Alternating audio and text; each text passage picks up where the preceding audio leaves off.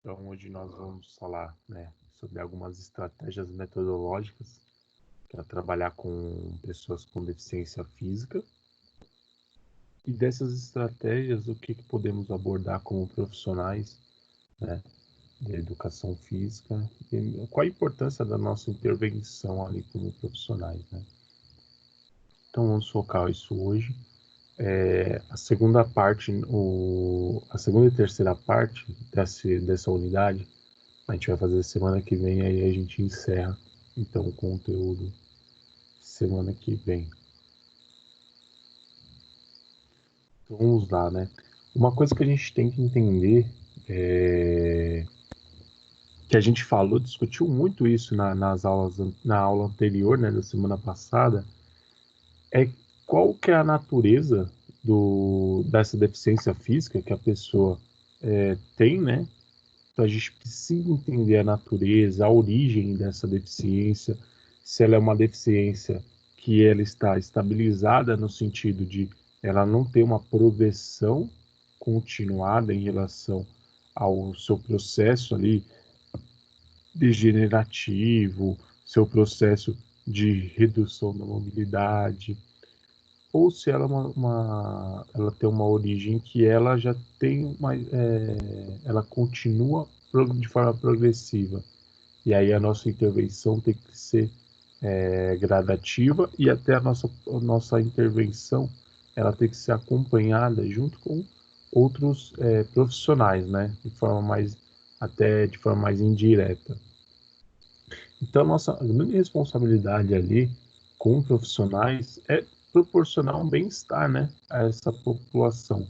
E aí, esse bem-estar, a gente tem que entender, se a gente entende a origem, né, e a gente entende o que ela proporciona de limitação, essa doença, no caso, o que proporciona a pessoa, e assim a nossa intervenção vai ser de forma mais direta, de forma mais global até mesmo, para tentar proporcionar então esse bem-estar. Então, através da prática de atividade física, às vezes proporcionar, por exemplo, um maior fortalecimento com a pessoa para que ela consiga.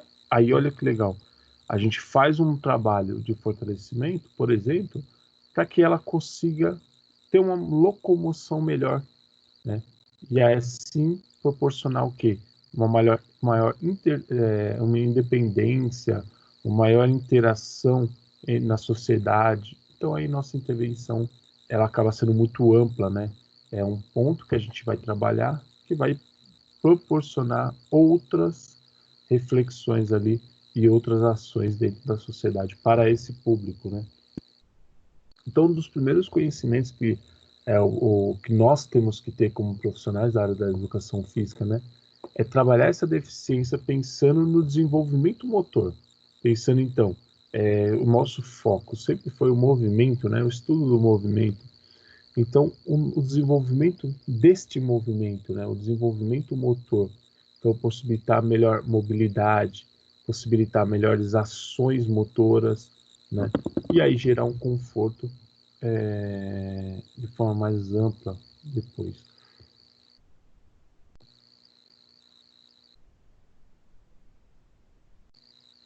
Então, o autor Smith, ele fala que a aprendizagem motora é um conjunto de processos associados com a prática ou experiência, conduzindo a mudança relativamente permanente nas capacidades para executar performance habilidosa.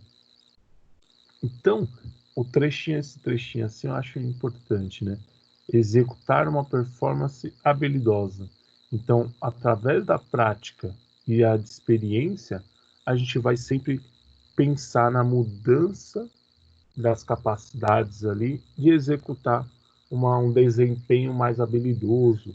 Então, ela tem a execução dos movimentos de forma mais primorosa. Então, como eu falei para vocês assim, através do fortalecimento muscular, através da melhor mobilidade de membros superiores, você possibilita um melhor deslocamento, por exemplo, de um cadeirante, que ele consiga movimentar melhor a sua cadeira de rodas, que ele tenha mais força de deslocamento, então. E aí você permite o quê? Uma execução de um desempenho mais habilidoso. Então, isso é um ponto interessante ali da nossa intervenção como profissionais da educação física. E aí a deficiência física, né? Segundo Cornell, podemos observar 3 fases para a aprendizagem motora, né? Então, que fases são essas? Fase cognitiva, que é ocorrer a compreensão do fato observado ou não. Então, ela está muito relacionada, né, à compreensão dos objetivos, a compreensão das informações. Então, é uma fase cognitiva, que ela consegue associar muito bem as informações a ela passada. Aí é uma fase associativa, onde ocorre então uma respostas mentais para um determinado processo de ensino. Então é uma espécie de associação das informações mesmo. Então, ela começa a combinar através do que foi passado e ela teve essa compreensão, ela começa a associar com o que ela já tem. E aí ela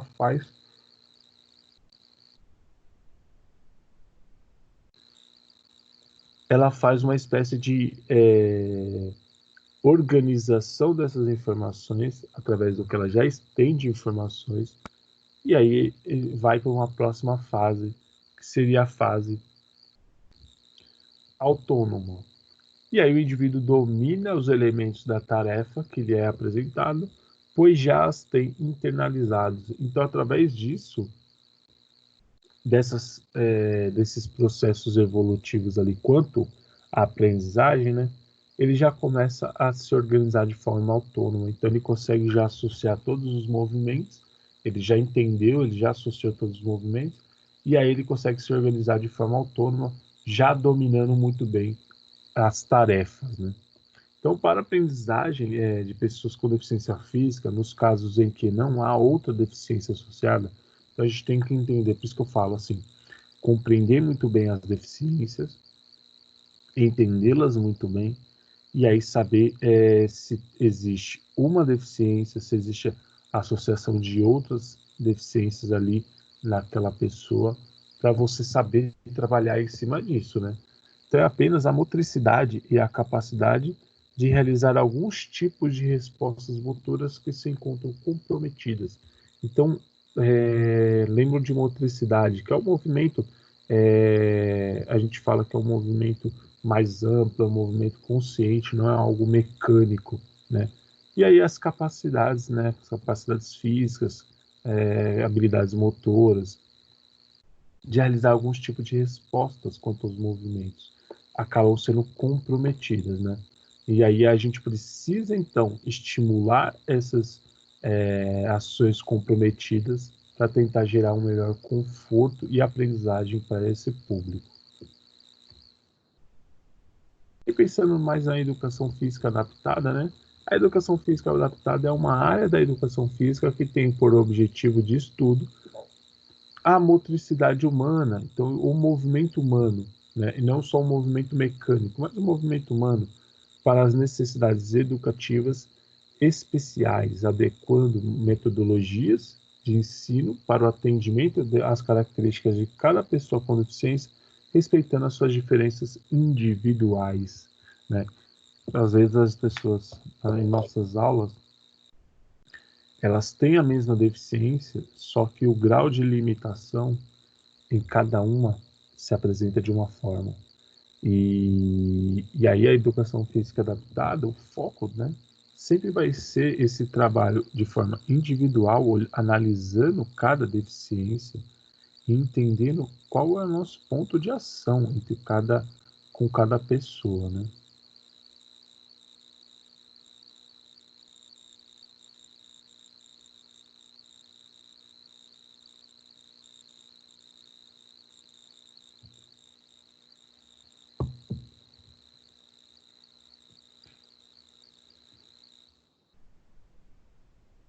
Então, ó, antes de realizarmos uma proposta metodológica, a gente tem que primeiro fazer de tudo o quê? Uma observação, né?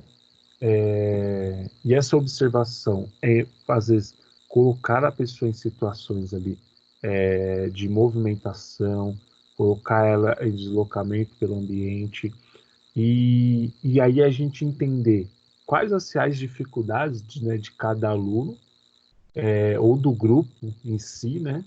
E aí a gente vai entender como, de que maneira a gente pode aplicar nossos trabalhos e para saber os resultados que a gente quer colher. Então pense o seguinte: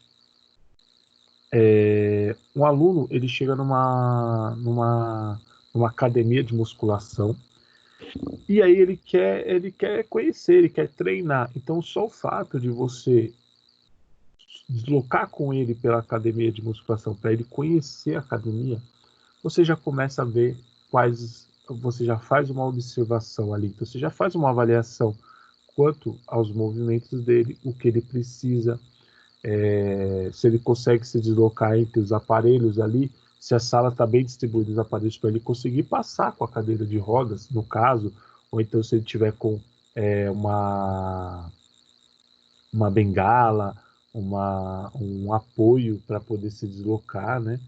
Então, a gente vai conseguir, através disso, através desse primeira observação, a gente já começa a perceber algumas alterações que podemos fazer quanto ao ambiente já, né?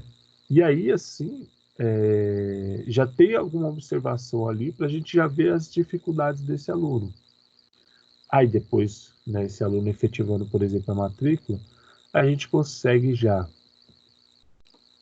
fazer uma anamnese com ele, tem uma base, uma pré-visualização das informações, aí através de uma anamnese a gente vai entender a deficiência, vai entender outros fatores que ele possa ter de risco, e até colocar ele numa outra situação de avaliação física. Então, colocar numa situação de avaliação física para a gente poder entender os reais situações ali de dificuldade desse aluno, e aí entender os objetivos também que ele traça ao fazer a musculação, e depois a gente consegue assim interferir de maneira positiva, né, na prática esportiva ali, e a gente consegue trabalhar de forma mais efetiva quanto aos nossos objetivos.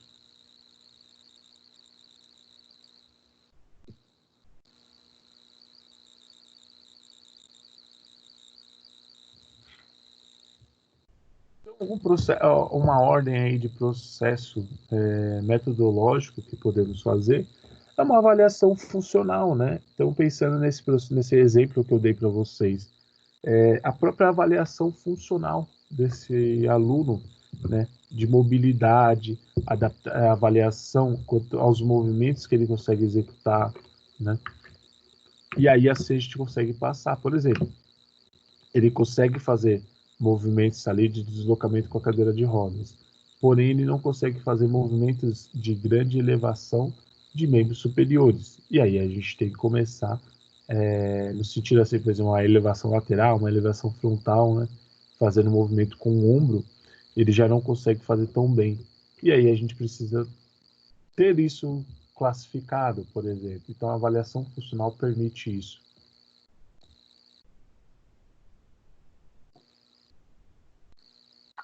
E aí sim, uma avaliação física, quanto a de pessoa vai fazer uma avaliação, a gente vai fazer uma avaliação, entender composição corporal, entender circunferência, força muscular, muitas vezes, e aí a gente faz uma avaliação mais ampla, né? E a gente começa a traçar algumas metas e compartilhar essas metas com o aluno, é muito importante, né? Porque aí a gente cria uma motivação no aluno, o aluno entende o que é cobrado dele e também entende se ele está alcançando isso, então isso também é muito importante, né, dentro das nossas elaborações de aula, né, no processo metodológico, e o compromisso, né, no processo de relação entre professor e aluno, e exista um compromisso através dessa, por exemplo, de traçar metas e compartilhar essas metas, né, a gente consegue ter uma relação entre professor e aluno muito grande e aumenta o compromisso não só do aluno, como do professor também nesse processo. Um feedback constante quanto ao que está sendo trabalhado, como foi a relação em fazer, executar os movimentos como foi esse processo metodológico, como foi esse processo educacional com o aluno. Então, a gente sempre faz um feedback ali final, né, para entender o que foi cobrado e como foi realizado, né, aula a aula isso. E aí fazer uma reavaliação, né, do trabalho, fazendo os ajustes necessários. Então, através de todo esse processo ali de traçar metas, compromisso, feedback, por exemplo, a gente está vendo se está tudo funcionando, tudo certo. E aí a gente vai fazer uma reavaliação para saber se precisa de alguns reajustes, porque senão a gente não consegue alcançar os objetivos que foram traçados com aquelas avaliações, né? Então, entender os movimentos que essa pessoa consegue realizar, as adaptações necessárias para isso e até permitir maior objetivos gerais, né? A gente traçar maiores objetivos gerais, reais, na verdade. Por que eu falo reais? Porque não adianta a gente traçar objetivos que não vão gerar satisfação e possibilidade de alcançá-los, né? E aí isso acaba gerando frustração. Então, traçar objetivos reais, né? Então, por exemplo, aqui, ó, olha esse grife aqui, eu acho bem mais interessante até do que os outros, porque mostra, por exemplo, a força de membros superiores que ela precisa, membros superiores, para poder se deslocar, ir até a cadeira e depois fazer a transferência até a prótese dela, né? No caso aqui, às vezes o fato de você colocar durante as aulas apenas objetos na frente dessa pessoa e ela mudar o deslocamento dela, já é um treinamento muito interessante, né? Se é uma pessoa recente que está usando prótese de forma recente e já saiu do trabalho como fisioterapeuta, né?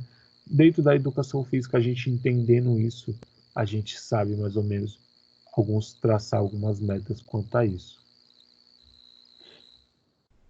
Então, ó, para a elaboração e estruturação de uma metodologia adequada, né, para esse público com deficiência física, o principal ponto é conhecer as especificidades da deficiência. Então, como a gente já falou isso, né, nas primeiras partes dessa aula, conhecer a deficiência, suas especificidades, né, e aí considerar desde os aspectos socioeconômicos até aspectos pessoais do aluno, para que as atividades propostas possam ter algum significado, né, para o indivíduo.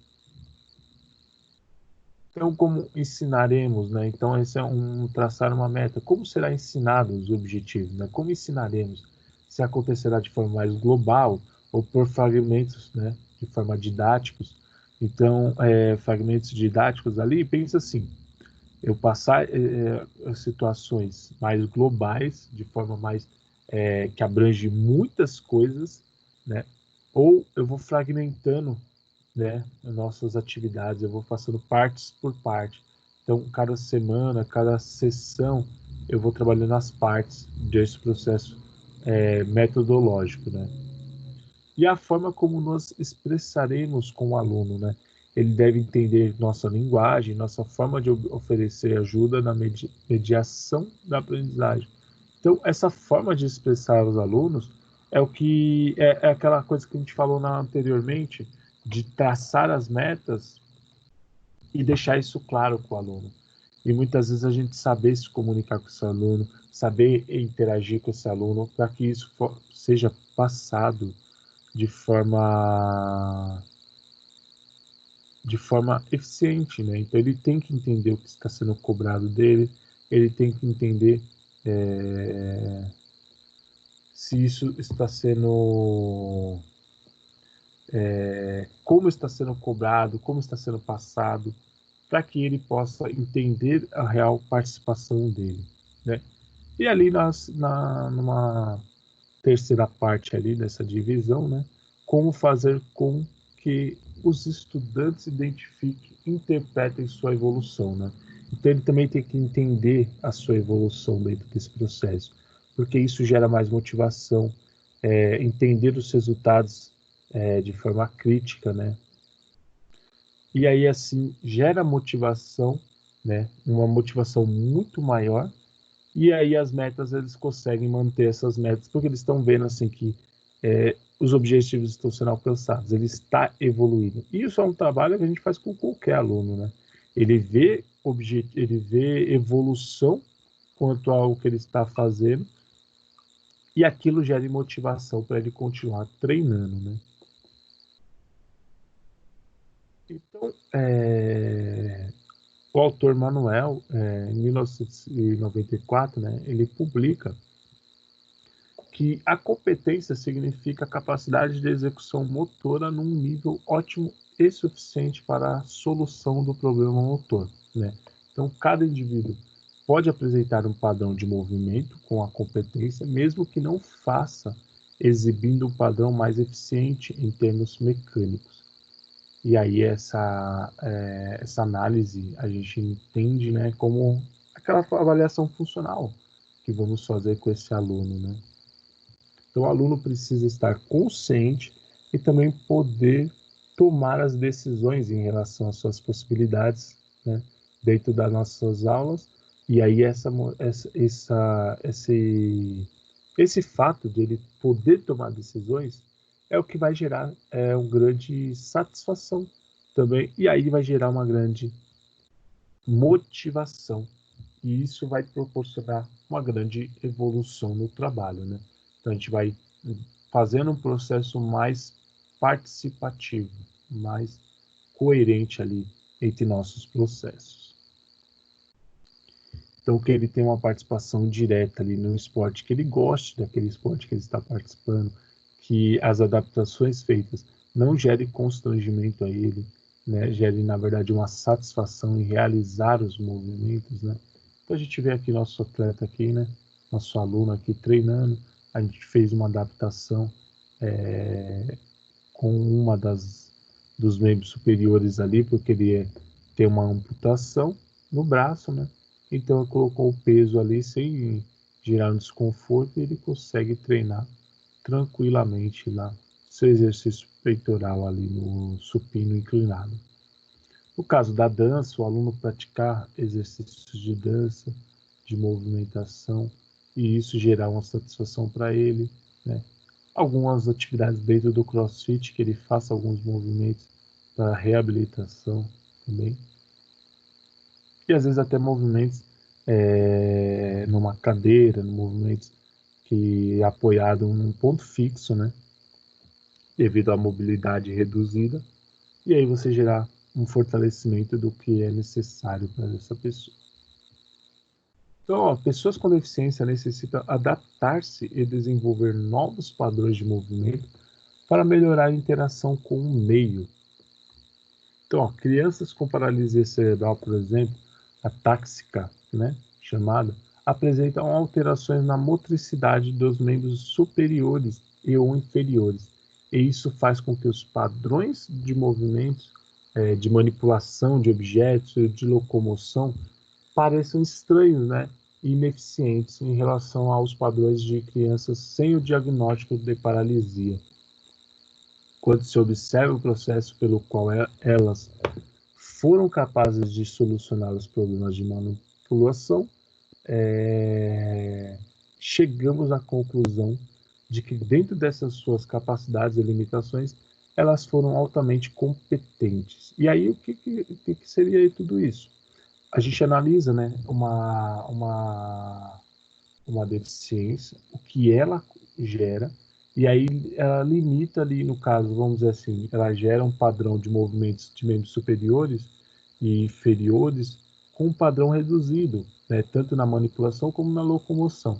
E aí, essa ineficiência, né, que a gente acaba observando quanto aos movimentos, né, e aí num processo metodológico de trabalho ali, da intervenção do profissional da educação física, né, ele vai solucionar melhor esses problemas dele, né? Ele vai solucionar melhor essas ações, ele vai conseguir executar melhores movimentos. E aí a gente consegue entender que todas essas limitações era foram superadas e ela conseguiu realizar os movimentos de forma bem competente, até com uma alta cobrança e alta exigência, e acabou fazendo muito bem isso. Segundo Pflüger, a sequência adequada no processo de ensino-aprendizagem pode comportar 3 passos metodológicos. Então, movimentos simples, e aí quando a gente pega movimentos simples, né, entendam que as nossas aulas, a gente sempre monta do simples para o complexo. Então, quando a gente fala simples, a gente pega movimentos bem simples, bem básicos, e conforme vai evoluindo, e aí vai demandando tempo, a gente vai dificultando um pouquinho. E essa dificuldade não é para gerar constrangimento, mas essa dificuldade é para gerar evolução quanto ao trabalho, porque ela aprendeu aquele movimento simples. Só que ela vai ficar sempre fazendo o movimento simples? Não, ela precisa ter uma evolução. E aí, por isso que a gente parte do simples para o complexo, através, exemplo, movimentos simples, né? Movimentos combinados. Então, pensa assim, movimentos simples. Flexão de cotovelo é um movimento simples? É, porque você usa apenas uma articulação, você utiliza um grupo muscular principal, né? Aí, movimentos combinados, você já começa a usar 2 articulações, você começa a usar não só flexão, mas começa a usar flexão de cotovelo junto com flexão de ombro. Aí você já está usando 2 movimentos. Você está usando um movimento de abdução junto com o movimento de rotação. Então você está combinando os movimentos, né? E aí você tem a consciência corporal de entender os movimentos que estão sendo executados e o que está sendo proporcionado, então o que está sendo efetivado, né? E aí a gente tem esses 3 processos ali de metodológicos quanto à aprendizagem dos movimentos, né? Então nós, como profissionais da educação física, né, nosso papel é que o aluno se comporta durante cada etapa, e os movimentos devam ser repassados de forma gradativa. E aí, como eu falei para vocês, de forma simples, de início simples, para um processo mais complexo, né? Então, adequar os níveis de dificuldade que variam com o aluno, portanto, foque no que é capaz de realizar e não apenas na limitação. Então, esse é um grande papel nosso, né? Muitas vezes a gente foca também na limitação da pessoa e acaba gerando até constrangimento, desmotivação. Então a gente tem que ter o foco no que pode ser realizado. E através daquilo que pode ser realizado, a gente faz um trabalho ali e depois isso vai gerar automaticamente uma evolução nas limitações desse aluno. E aí ele vai automaticamente, né, ele vai diminuir essas limitações. E você não está expondo isso, não está gerando constrangimento e satisfação. Então a ideia é sempre pegar aquilo que está sendo bem executado pelo aluno, né, que ele consegue fazer, e a gente faz um trabalho de intervenção em cima disso para gerar evolução aí, né, nesse processo. Então, eu deixei algumas fotinhas para vocês, né, só para vocês terem uma análise quanto a isso que essa pessoa consegue executar de movimento, né. E algumas considerações que nós, professores, temos que ter em mente, né, no processo de ensinar alunos com deficiência física, né? A primeira delas é que, por exemplo, crianças, né, elas não apresentam deficiência intelectual associadas e que o grau da lesão não compromete aspectos importantes para a aprendizagem. Então, a gente pode aprender por meio de mesmos métodos empregados com crianças sem deficiência, né? Então, a gente tem que entender o que é realmente necessário adaptar e o que não precisa adaptar, o que apenas eu preciso fazer ajustes, e aí são diferentes, não são adaptações necessariamente às atividades, mas ajustes para ela conseguir fazer a mesma atividade, né? Que uma pessoa que não tenha deficiência consiga fazer. Então, os métodos especiais de ensino podem ser necessários, enquanto as deficiências físicas são mais complicadas, né? Interferem mais no processo de aprendizagem. E aí sim a gente vai fazer alguns trabalhos mais de adaptativos ali.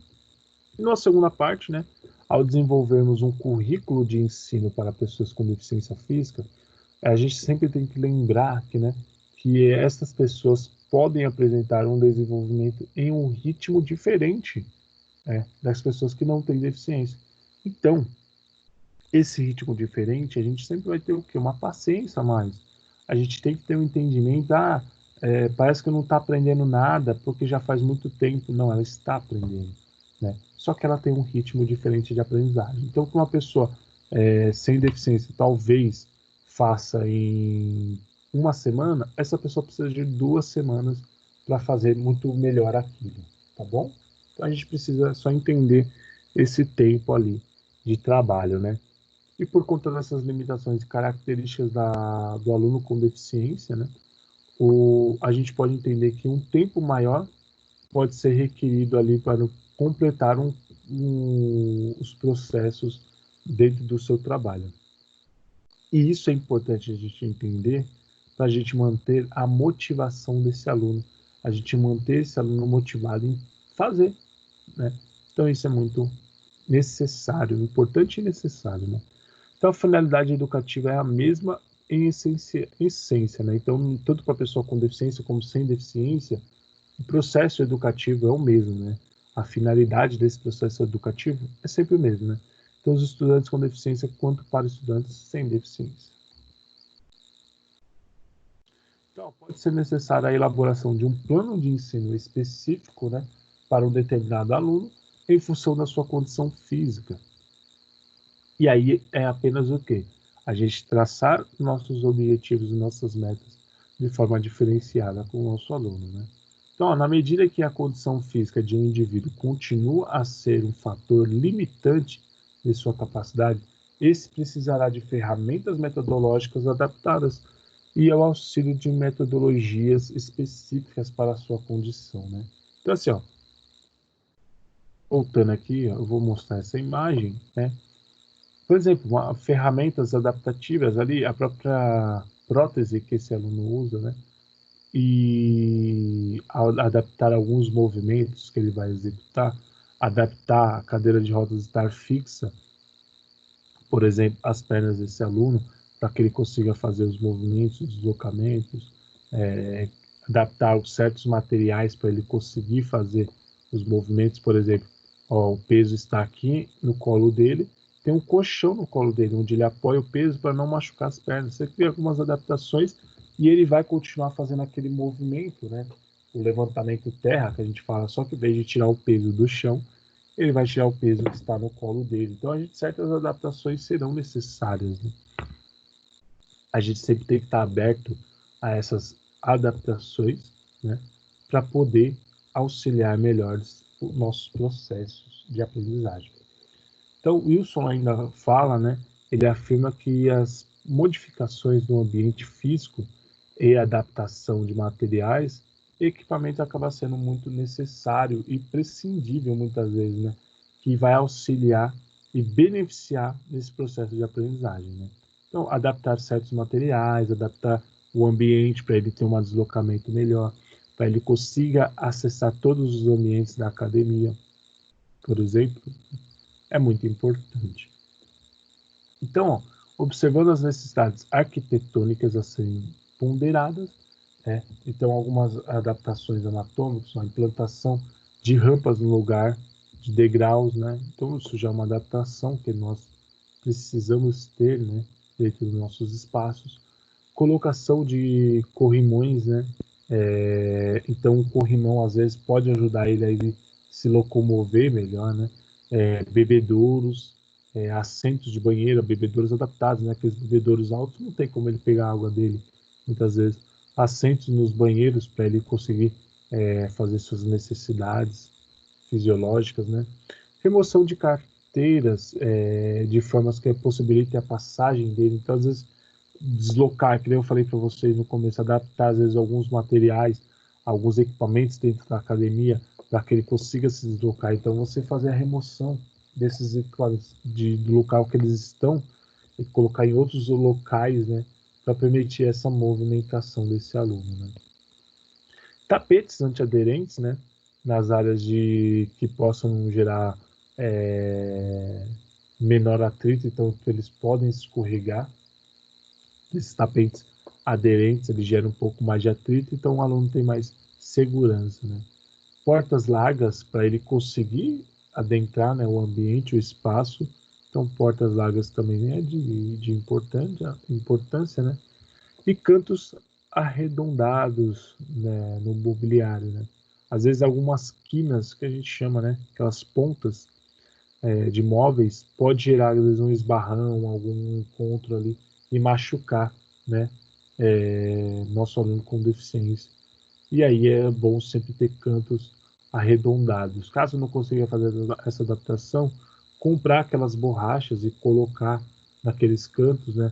Aquelas borrachas que vêm de casas de materiais de construção, que pode ajudar, né, a gerar menos risco de lesão ao nosso aluno. E aí encerro com vocês então essa parte, né? Falando dessas adaptações aí dos materiais, então encerro com vocês. E aí eu vou, semana que vem, então, a gente continua, tá bom? A gente continua nessa empreitada, semana que vem a gente já termina tudo. E aí a gente depois discute um pouquinho também de como vai ser a prova, né? Que a prova vai vir pronto da instituição e a gente só vai fazer uma breve discussão quanto a isso. Beleza, pessoal? Beleza, professor. Alguma dúvida, alguma Beleza, pergunta professor. Obrigado. gostariam de fazer? Beleza, professor.